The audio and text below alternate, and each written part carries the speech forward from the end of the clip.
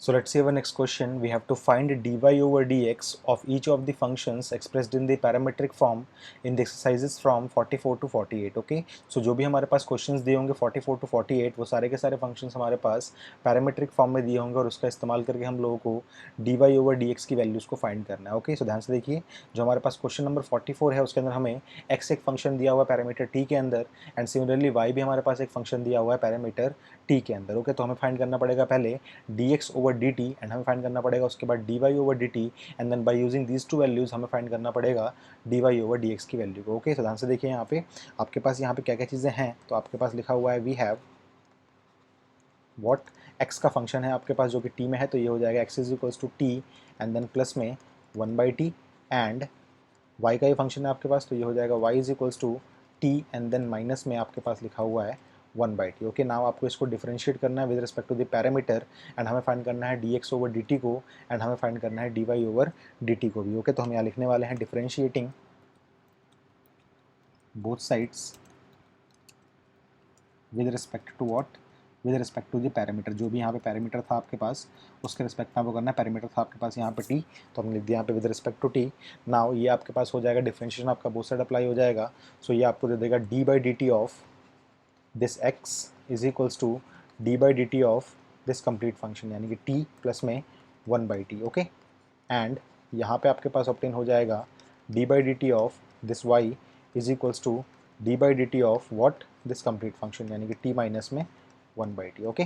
Now आप इसको बोल सकते हैं कि आपका d/dt यहाँ पे डिस्ट्रीब्यूट हो जाएगा इन दोनों फंक्शंस के साथ बिकॉज ये सम के फॉर्मेट में लिखे हुए हैं. सो ये हो जाएगा आपके पास dx over dt is equals to ये आपके पास हो जाएगा d/dt ऑफ फर्स्ट फंक्शन यानी कि t एंड देन प्लस में d/dt ऑफ सेकंड फंक्शन यानी कि 1/t. ओके.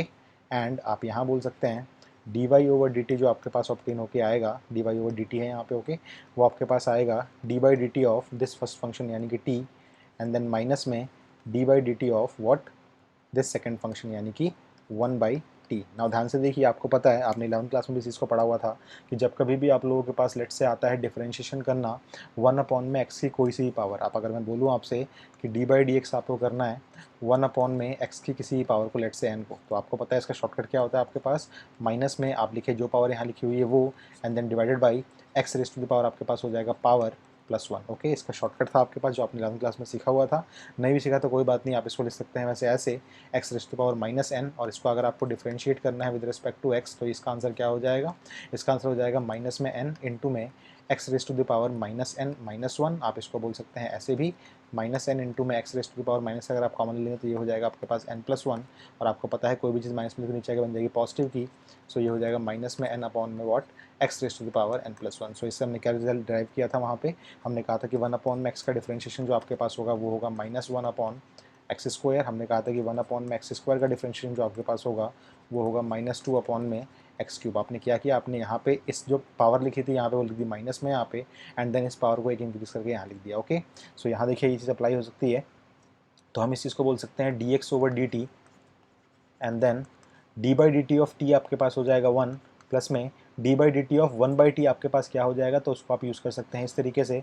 सो वो आपके पास हो जाएगा माइनस में 1/t². ओके. सो यहाँ से मैं प्लस साइन को माइनस रिमूव करता हूँ, ये हो जाएगा आपके पास माइनस में 1/t² सिंपली. ओके. एंड जो आपके पास dy ओवर dt यहाँ पे ऑब्टेन होगा वो हो जाएगा आपके पास d/dt ऑफ t आपके पास हो जाएगा 1. आपके पास लगा हुआ था पहले माइनस साइन, आपको पता है 1/t का डिफरेंशिएशन आपके पास होगा माइनस में 1/t². सो वो शो कर देगा प्लस में और ये हो जाएगा 1/t². ओके. सो आपके पास dx ओवर dt है और आपके पास dy ओवर dt है. नाउ आप देखिए क्या बोल सकते हैं यहाँ पे.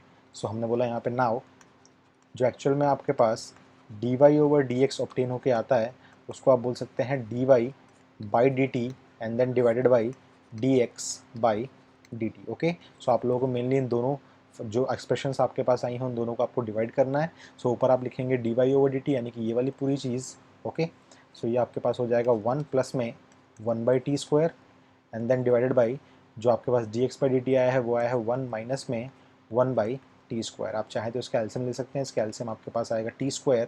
सो ये हो जाएगा आपके पास t² and then this will become t² plus 1 and then divided by यहाँ पे भी एलसीएम आपके पास आएगा t² और यहाँ हो जाएगा आपके पास t² -1। यहाँ पे आप टी स्क्वायर से टी स्क्वायर को कटअप कर सकते हैं।